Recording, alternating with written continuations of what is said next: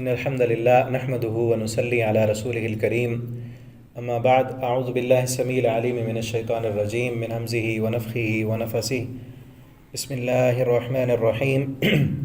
واتل عليهم نبأ بني آدم بالحق إذ قربا قربانا فتقبل من أحدهما ولم يتقبل من الآخر قال لأقتلنك قال انما يتقبل اللہ من المتقین۔ تفسیر القرآن کے سبق میں آج انشاءاللہ سورۃ المائدہ رکوع نمبر 5 پڑھیں گے ہم۔ وَاتْلُ عَلَيْهِمْ، اور پڑھ کر سنائیے، علیہم ان پر۔ نبی کریم صلی اللہ علیہ وسلم کو اللہ تعالیٰ فرما رہے ہیں کہ آپ ان کو پڑھ کر سنائیں۔ نبأ، خبر، بنی آدم، آدم کے 2 بیٹوں کی، بالحق، حق کے ساتھ۔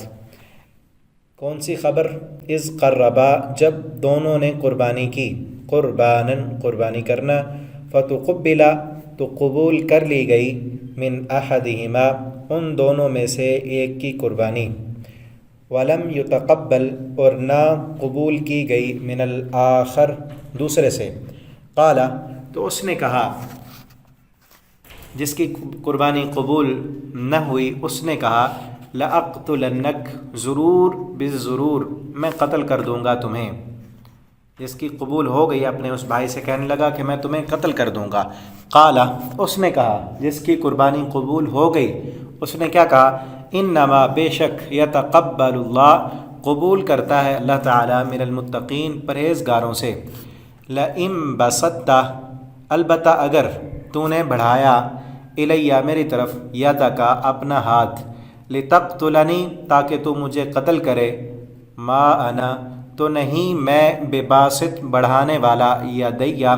یدیا، اپنا ہاتھ، الیہ، تیری طرف، لاقتلک، تاکہ میں تجھے قتل کروں۔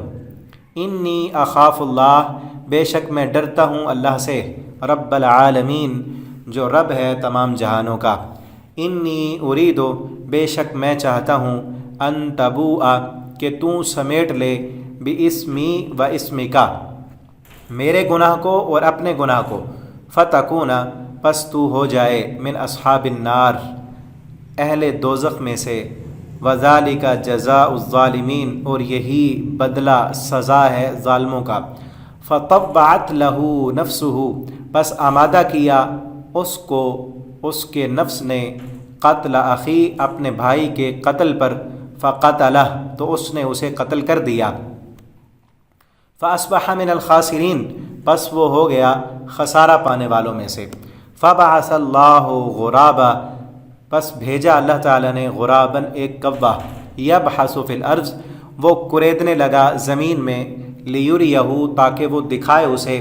کیف یواری، کہ کیسے وہ چھپائے، سوءۃ اخی، اپنے بھائی کی لاش کو۔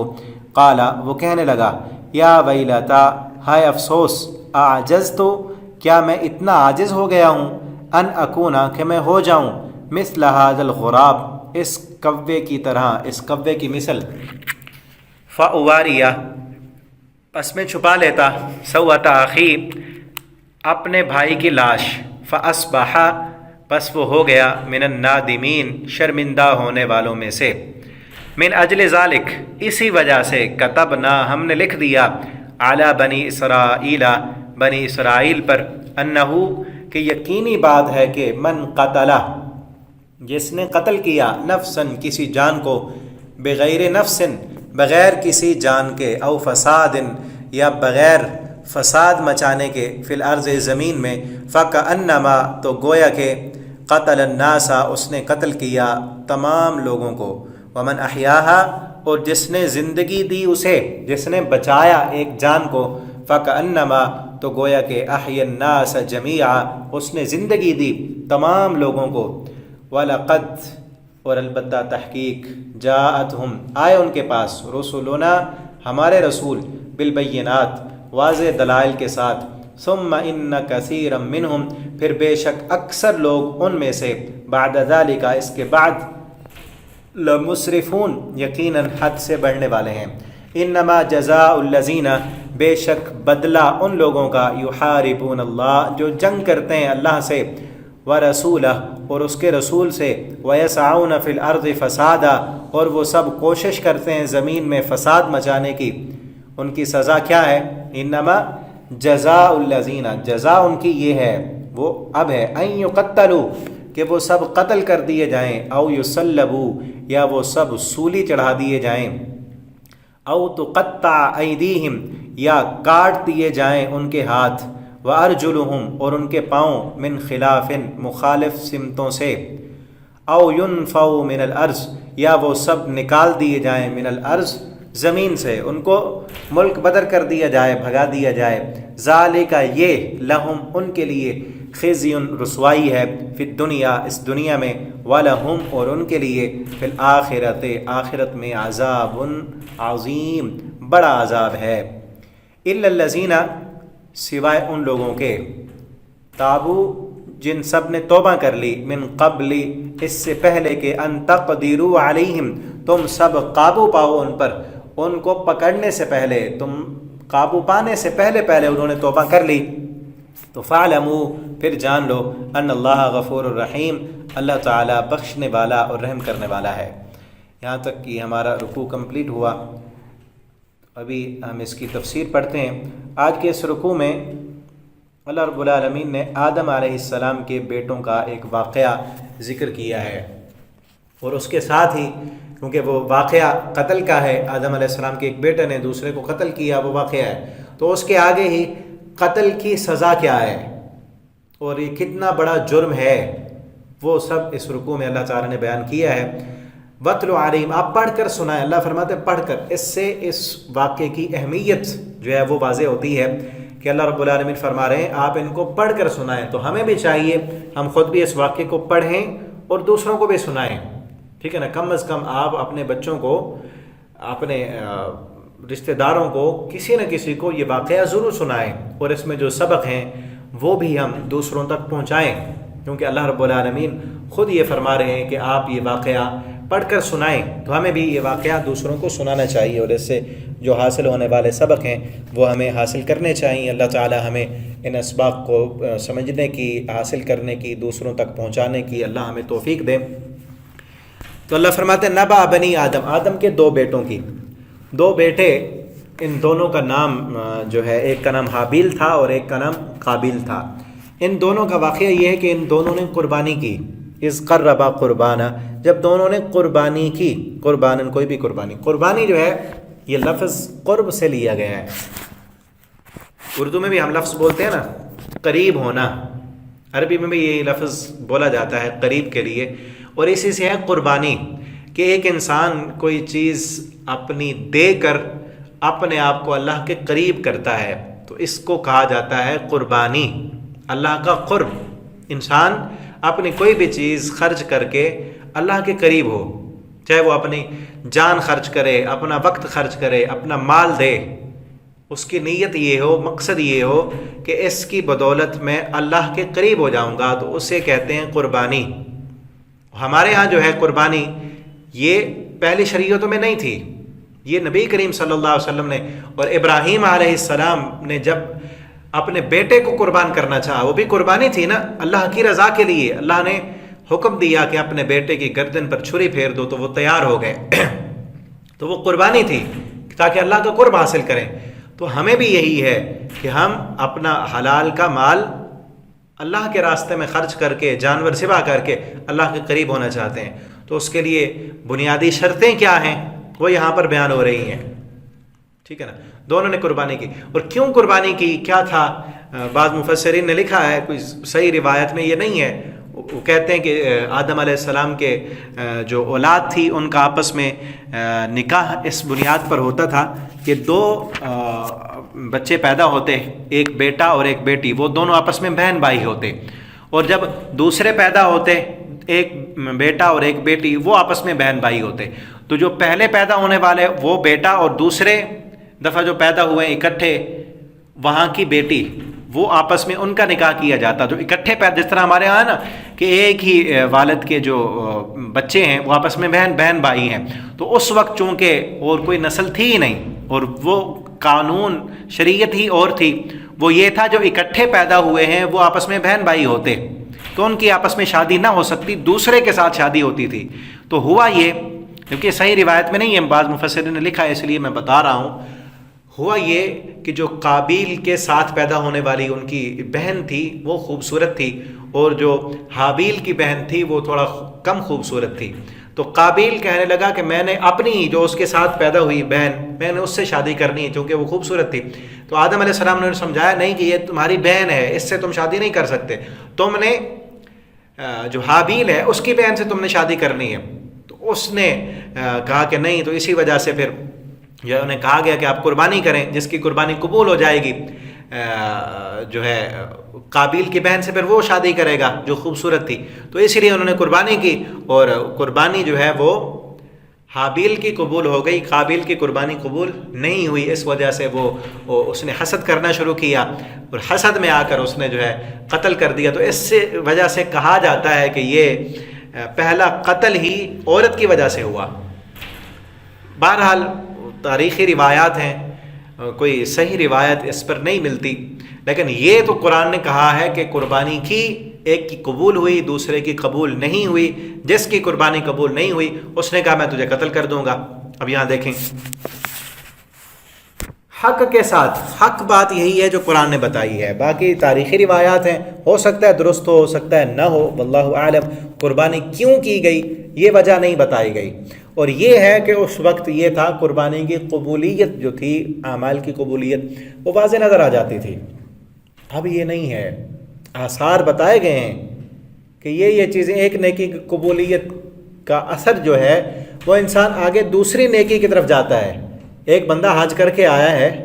اب اس کا حج قبول ہوا ہے یا نہیں، قربانی کی ہے اس کی قبول ہوئی ہے یا نہیں، یہ اب وہی نہیں آنی، نہ ہی کوئی آثار ہیں۔ اب یہ ہے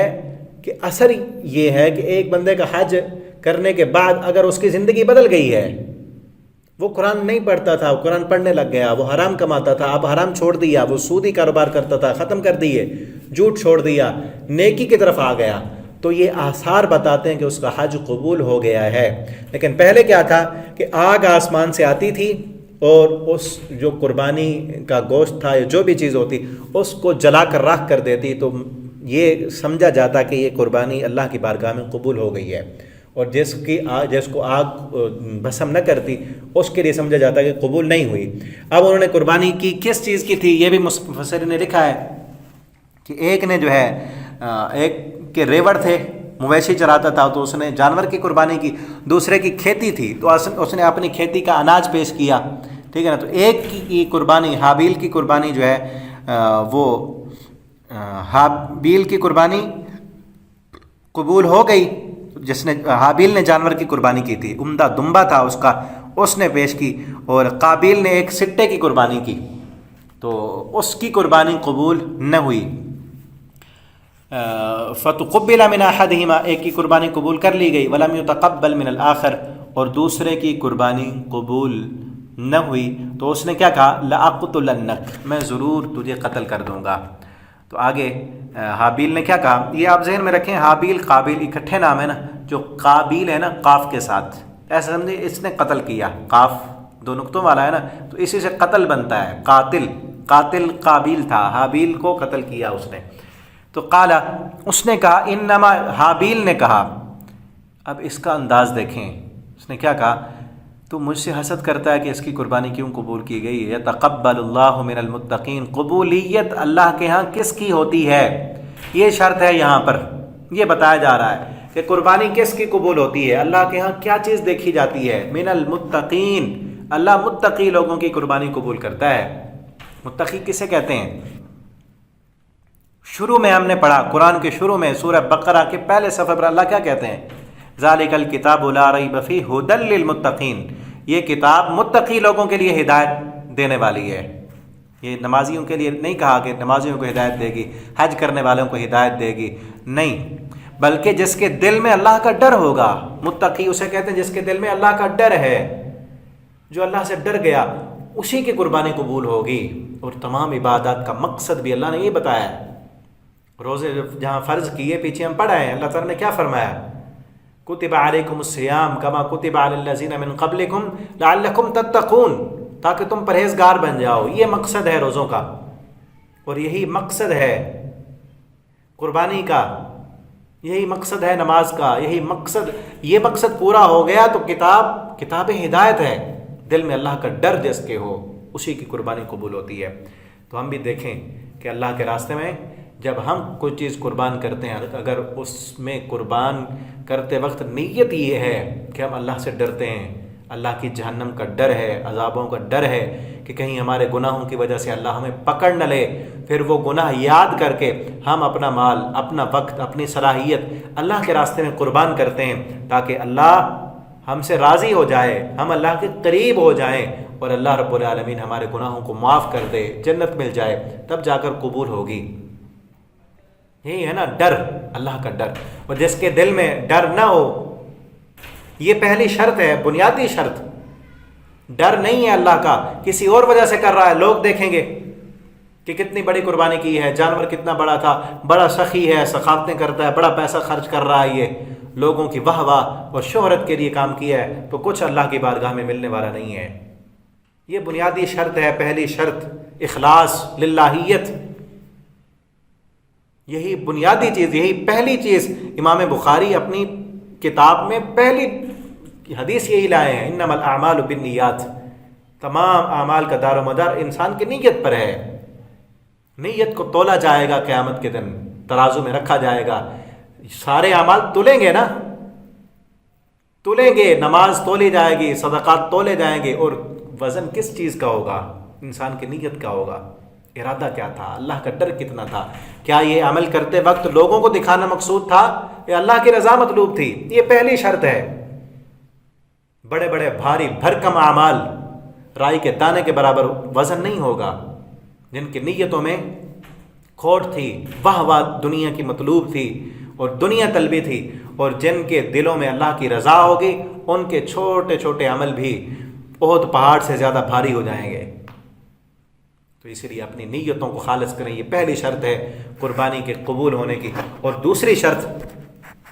قربانی کے قبول ہونے کی یہ ہے کہ جو چیز دی جا رہی ہے، وہ جانور ہے، وہ مال ہے، وہ پیسہ ہے، وہ اناج ہے، کوئی بھی چیز ہے، وہ جائز اور حلال طریقے سے لی گئی ہو. چیز بھی حلال ہو اور حلال طریقے سے لی گئی ہو،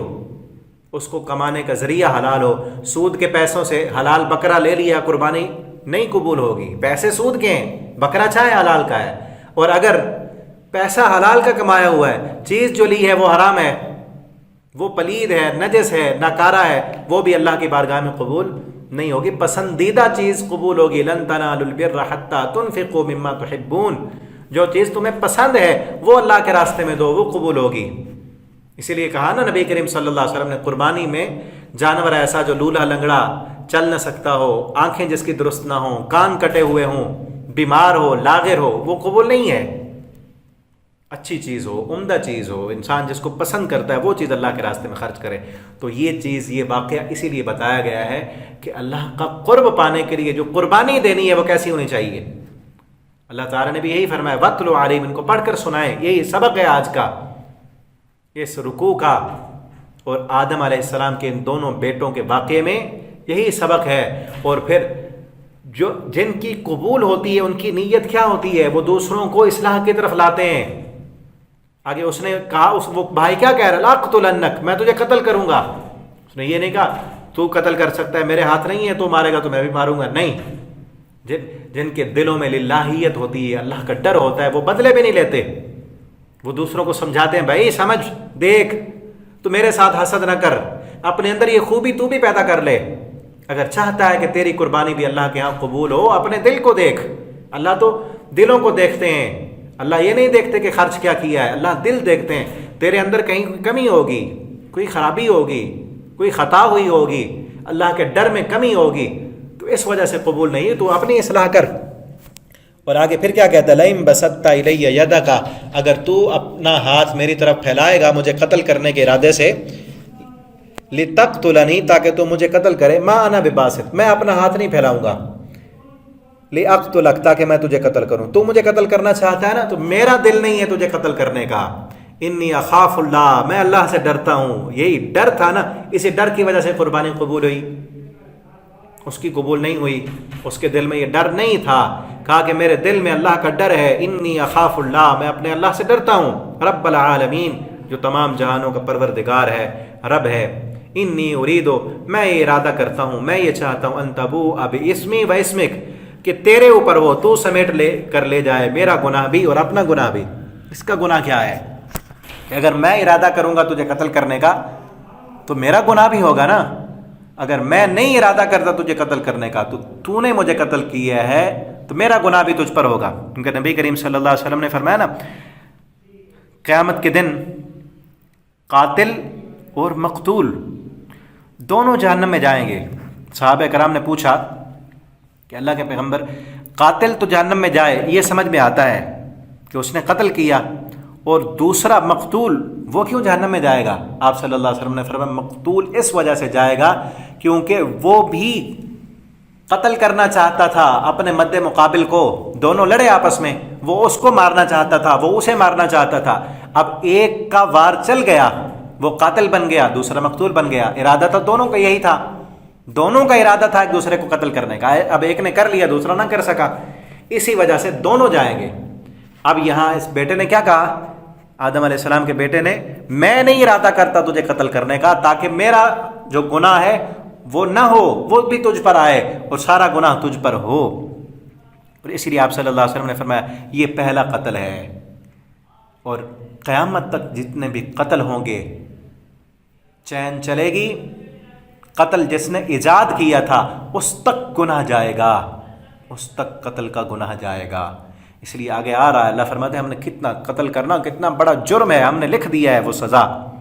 ٹھیک ہے نا، کوئی بھی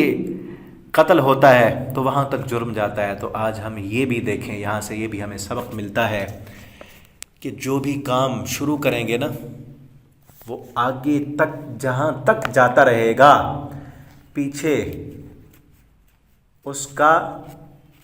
گناہ کا کام ہے تو گناہ ملتا رہے گا، اور اگر وہ ثواب کا کام آپ نے ایجاد کیا ہے تو ثواب ملتا رہے گا، ٹھیک ہے نا۔ آپ ہم حدیث کی کتابیں پڑھتے ہیں نا، محدثین کو ثواب ملے گا جہاں تک آگے بات جاتی رہے گی، اور پھر اس وقت ہم دیکھیں یہ کام کتنا آسان ہو چکا ہے، میڈیا کا دور ہے، ایک ایک کلک پر کہاں کہاں تک جو ہے باتیں پہنچ جاتی ہیں، ویڈیوز، پیغام، آڈیو پیغام، یہ ہمارے ایک شیئر سے کہاں تک پہنچتی ہے بات، وہ پھر آگے شیئر کرتے ہیں، آگے سے آگے شیئر کرنے میں کتنا دیر لگتی ہے، کچھ وقت نہیں لگتا، سیکنڈوں میں بات کہاں سے کہاں تک پہنچ جاتی ہے۔ تو یاد رکھیں، فیس بک استعمال کرتے ہوئے، واٹس ایپ استعمال کرتے ہوئے، اگر کوئی غلط کلپ، کوئی غلط تصویر، کوئی دین شریعت کے خلاف ایسی بات، کوئی بیہودہ مناظر، کوئی اوریاں تصویریں آپ نے آگے شیئر کر دیں، جہاں تک جائیں گی، جتنا اس تصویر بنانے والے کو، اس بیہودگی گندگی کرنے والے کو، حرام پھیلانے والے کو، حرام کرنے والے کو سزا ملے گی، جو اس کو گناہ ملے گا، حرام پھیلانے والے کو بھی اتنا ہی ملے گا۔ اور یہ جو لائک کر رہے ہوتے ہیں نا غلط ویڈیوز کو، لائک کیا، اس لائک کرنے سے بھی آگے ویڈیو کی ان چیزوں کی ریچ بڑھتی ہے، وہ آگے جاتی ہیں، ہمارے کمنٹ کرنے سے بھی آگے جاتی ہے ویڈیو، ٹھیک ہے نا، اس کی ریچ بڑھ جاتی ہے۔ تو اس لیے ایسی چیزیں دیکھیں ہی مت، ان پر کمنٹ کرنا، لائک کرنا، آگے بڑھانا اس میں حصہ بن جاتا ہے۔ اچھی چیزوں کو دیکھیں، قرآن پڑھیں، قرآن کی ویڈیوز آگے پہنچائیں، علماء کے اچھے اچھے بیانات، صحیح احادیث، جو اصل علماء ہیں، پڑھے لکھے علماء، جو بات آپ کو حوالے کے ساتھ، قرآن و سنت کے حوالے کے ساتھ آپ تک بات پہنچاتے ہیں، ان کی بات آگے تک پہنچائیں، دوسروں تک پہنچائیں، تاکہ آپ کے لیے بھی صدقہ جاریہ بنے، ٹھیک ہے نا۔ ورنہ دین کے نام پر بھی آج کئی لوگ ایسے ہیں، من گھڑت باتیں، قصے کہانیاں، ادھر ادھر کی باتیں، ہنسانا لوگوں کو، ان کی باتیں بھی بغیر، جس نے بات کی اپنی طرف سے، کچھ بتایا ہی نہیں، آپ کو پتہ ہی نہیں کہ یہ بات جو کر رہا ہے یہ شریعت کا مسئلہ ہے بھی صحیح نہیں ہے، قرآن میں ہے، حدیث میں ہے، نہیں ہے،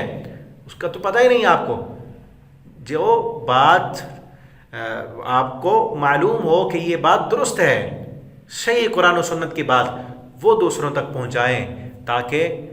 ہمارا نیکی پہنچانے میں، حصہ آگے بڑھتا رہے، ٹھیک ہے نا، گناہ کی بات پہنچانے میں نہ ہو۔ ورنہ جس نے پہلا قتل کیا تھا، آپ صلی اللہ علیہ وسلم کا فرمان کیا ہے کہ قیامت تک جب تک قتل ہوتا رہے گا وہاں تک جرم جاتا رہے گا۔ آدم علیہ السلام کا بیٹا قابیل جس نے قتل ایجاد کیا وہاں تک جرم جائے گا۔ وَذَلِكَ جَزَاءُ الظَّالِمِينَ، یہی بدلہ ہے ظالموں کا۔ فَطَبَّعَتْ لَهُ، بس ابھارا اس کو اس کے نفس نے، نفس کے اندر اللہ نے دونوں چیزیں رکھی ہے نا، شیطان بھی ابھارتا ہے۔ ایک دفعہ تو اس نے سمجھانے میں نفس تھوڑا ادھر آیا کہ میں کیا کر رہا ہوں، بھائی کو قتل کر رہا ہوں، وہ تو ٹھیک کہہ رہا ہے کہ قربانی متقی لوگوں کی قبول ہوتی ہے، لیکن پھر اس کو شیطان نے ورغلایا اور شیطان کے ہتھے چڑھا اور اس کے نفس نے اس کو آمادہ کر لیا اپنے بھائی کے قتل پر، فقتل، اس نے قتل کر دیا اسے، پھر ہو گیا وہ خسارہ پانے والوں میں۔ اب پہلا ہی فوت ہوا ہے، قتل ہوا ہے، اب کرنا کیا، اگلا کام پتہ نہیں ہے، اب اس بھائی کے لاش کو کہاں کرنا ہے، تو اس کے لیے بھی اللہ رب العالمین نے، کیونکہ آدم علیہ السلام کے بیٹے تھے، ابھی تک کوئی فوت ہی نہیں ہوا تھا، اللہ تعالیٰ نے یہ بھی ایک انسان کی تکریم کے لیے بڑا زبردست جو ہے وہ دیا ہے انسان کو، کہ مرنے کے بعد عزت کے ساتھ انسان کو، مسلمانوں کو زمین میں دفن کر دیا جاتا ہے۔ اللہ نے ایک کوا بھیجا، وہ زمین کوریدنے لگا، اس کے پاس بھی ایک دوسرے کوے کی جو ہے نا لاش تھی، اس نے زمین کھودی اپنے پیروں کے ساتھ اور اس مردہ کوے کو زمین میں رکھا، اوپر مٹی ڈال دی، ٹھیک ہے، تاکہ اللہ تعالیٰ دکھائیں کیسے وہ اپنے بھائی کے لاش کو چھپائے۔ تو جب کوے کو دیکھا کہنے لگا ہائے افسوس، عاجز تو میں عاجز آ گیا، اس کوے جتنا بھی میرے پاس عقل نہیں ہے، غصہ اس قدر تھا تو کہاں عقل جگہ پر ہوتی، ٹھیک ہے، بھائی کو قتل کیا ہوا ہے، اب قاتل اس وقت ذہن تو معاف ہو جاتا ہے نا، تو پھر افسوس کرنے لگا، اور یہ افسوس جو ہے اپنے قتل پر نہیں ہے، قتل پر افسوس نہیں کیا، قتل پر افسوس ہوتا تو پھر تو معافی مانگتا، اب گناہ معاف ہو جاتا، لیکن اس پر افسوس نہیں ہے۔ افسوس کس پر ہے کہ میں اکون مثل ھذا الغراب، اس کوے جتنی بھی عقل نہیں ہے اس پر افسوس کر رہا ہے۔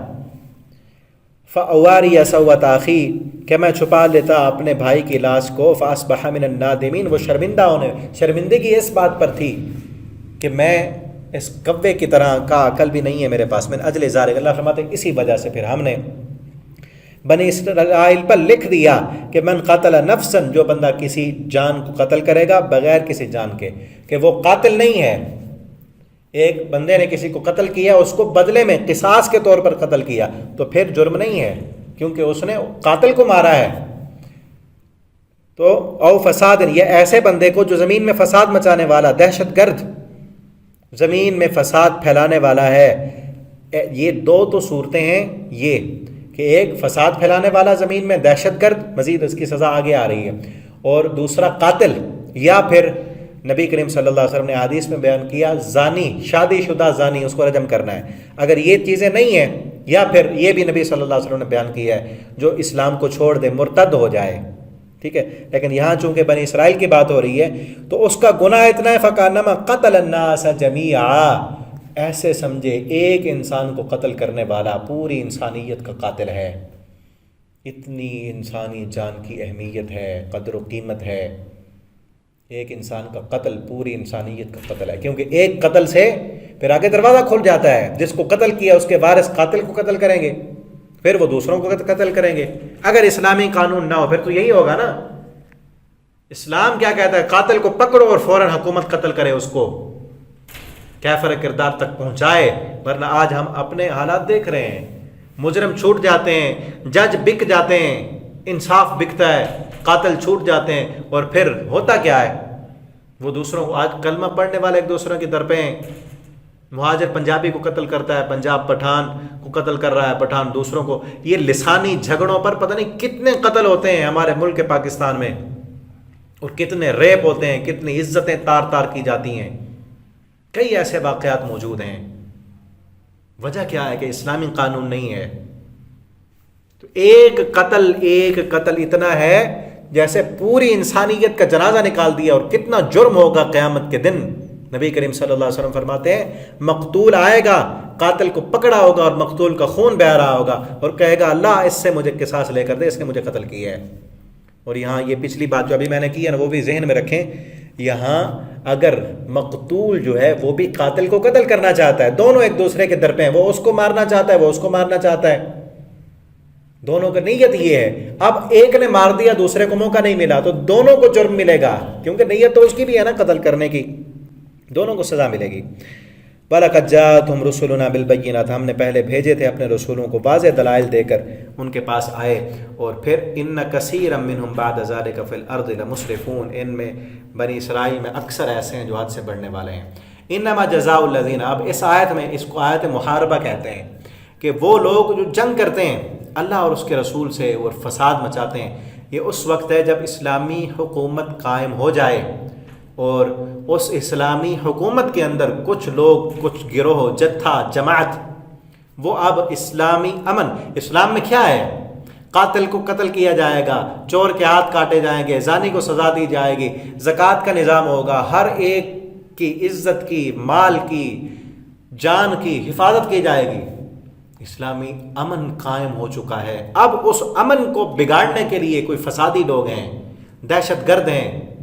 ٹھیک ہے نا، ڈاکہ زنی کرتے ہیں، راہ زنی کرتے ہیں، لوٹ مار کرتے ہیں، ڈاکے ڈالتے ہیں، گینگ ریپ ہو رہے ہیں،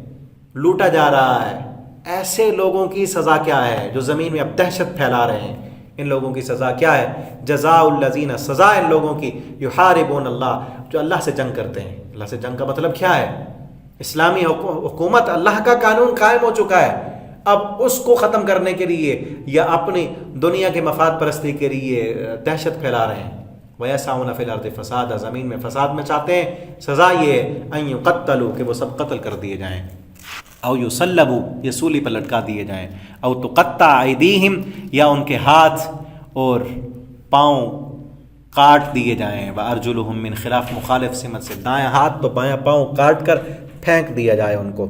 او ينفوا من الارض، یا ان کو جلا وطن کر دیا جائے، ذالک لہم خزی فی الدنیا، یہ دنیا میں رسوا کن سزا ہے ان کے لیے، آخرت میں اور دردناک عذاب ہے۔ اس کا آیت کے شان نزول میں ایک واقعہ بھی بیان کیا جاتا ہے کہ عقل اور عرینا دو قبیلے تھے، ان کے کچھ لوگ مسلمان ہوئے، مدینہ میں آئے، اور آپ اصل میں مسلمان نہیں تھے، مسلمانوں کو دھوکہ دینے کے لیے اوپر سے اسلام قبول کیا، آپ صلی اللہ علیہ وسلم غیب نہیں جانتے تھے، آپ کو پتہ نہیں چلا، وہ آئے، چند دن مدینہ میں رہے، پھر بیمار ہو گئے، اور آپ صلی اللہ علیہ وسلم نے ان کو کہا کہ دوسرے علاقے میں، آپ صلی اللہ علیہ وسلم کے صحابہ اونٹ چرا رہے تھے، صدقے کے اونٹ تھے، کہ وہاں آپ جائیں اور اونٹوں کا دودھ پئیں اور پیشاب پئیں۔ اونٹ حلال جانور کا پیشاب بھی بطور علاج کے حلال ہوتا ہے، ان کو پیٹ کی بیماری تھی، اور آج بھی سائنس نے ثابت کیا کہ پیٹ میں اگر پانی پڑ جائے تو اونٹ کا دودھ اور پیشاب سے وہ درست ہو جاتا ہے۔ آپ صلی اللہ علیہ وسلم کو بھیجا کہ آپ ایسے کریں، وہاں جائیں، وہ درست ہو جائیں، وہ پھر انہوں نے وہ علاج کیا، درست ہو گئے۔ انہوں نے اب کیا کیا کہ آپ صلی اللہ علیہ وسلم کے جو چرواہے تھے، اونٹ چرانے والے، ان کو انہوں نے قتل کیا، ان کے ہاتھ پاؤں کاٹے، ان کی آنکھوں میں جو ہے نا لوہے کی سلاخیں ڈالیں، ان کی آنکھیں نکال لیں، اور اونٹ بھگا کر لے گئے۔ آپ صلی اللہ علیہ وسلم تک خبر پہنچی، آپ نے اپنے صحابہ کو، مجاہدین کی جماعت بھیجی، وہ پیچھے دوڑے بھاگے، ان کو پکڑ کر لائے۔ واپس جب پکڑ کر آ گئے تو آپ صلی اللہ علیہ وسلم نے بھی اسی طرح ان کی مخالف سمت ہاتھ کٹوائے، گرم سلائیاں ان کی آنکھوں میں پھیری اور زمین میں پھینک دیا، اور ویسے ہی مر گئے وہ۔ تو یہ سزا دی، ایک تو دہشت پھیلائی انہوں نے، اسلامی حکومت قائم ہو چکی ہے، اور پھر لوٹ مار کی جا رہی ہے، ٹھیک ہے نا، تو یہ سزا دی آپ نے اسی آیت پر۔ اور آج بھی اسی طرح، اگر ایک تو ہے جس طرح آج ہے، کوئی قانون نہیں، کسی ہمارے ملک پاکستان میں حکومت چاہے اسلام کی ہے، نام کے اسلام کی ہے، قانون تو جمہوریت کا ہے، اسلامی قانون نہیں ہے، یہاں انصاف بکتا ہے، جج بک جاتے ہیں، جھوٹے قرآن اٹھائے جاتے ہیں، جھوٹی گواہیاں دی جاتی ہیں۔ اب یہ ایک آدھ قانون کو اسلام کا ہوگا تو وہ قانون چلے گا نہیں، مذاق ہوگا اس اسلامی قانون کا، ٹھیک ہے نا، یہ نہیں ہے، وہ تو اسلامی قانون کا پھر مذاق بنے گا۔ سارے قوانین اسلامی موجود ہوں، اور یہ کرے گا بھی کون؟ جو اسلامی حکومت کا خلیفہ ہوگا، حکمران ہوگا، اس نے حکم دینا ہے، ٹھیک ہے نا۔ یہ سزا ہے دہشت گردوں کی، اور اس کے لیے یہ بھی پھر مفسرین نے بیان کیا ہے کہ اگر دہشت گرد جو ہیں اس نے دہشت گردی بھی پھیلائی ہو اور قتل بھی کیا ہو تو پھر ان کو قتل اور سولی کی سزا دی جائے گی۔ اور اگر صرف اس نے قتل کیا ہے، مال نہیں لوٹا، قاتل ہے صرف اس نے قتل کیا، مال نہیں لوٹا، اور پھر اس کو قتل کیا جائے گا، یا اس نے قتل بھی کیا ہے کسی کو اور مال بھی چھینا ہے، یعنی قاتل بھی ہے اور ڈاکو بھی ہے، مال بھی چھینا ہوا ہے، دہشت بھی پھیلائی ہوئی ہے